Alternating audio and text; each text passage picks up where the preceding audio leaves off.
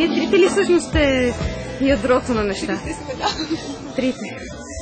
Може ли се представите една по една? Аз съм Ваня. Аз съм Елица. Деница.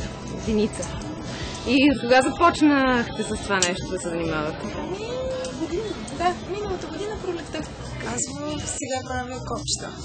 С копчета съм се изложила. Мисля, че с копчетата имам най-голям успех.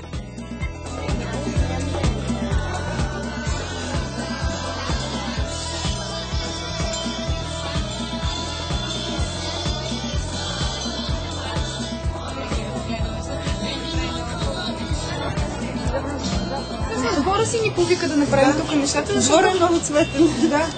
И така или иначе, дали се случва пролет и есен това нещо, и трябва да е шарено, и трябва да е цветно.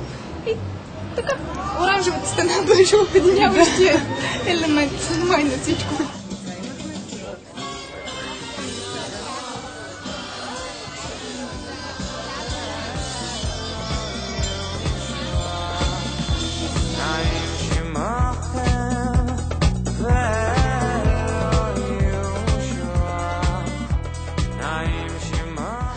Също купим картини, плочки от глина, синтетична глина.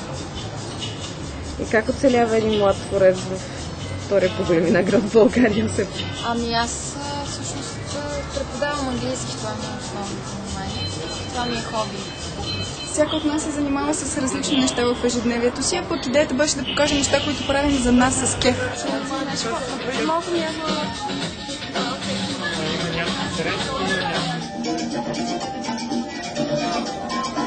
И какво правиш? Моля? Какво правиш? Лампа. Кажу за лампа.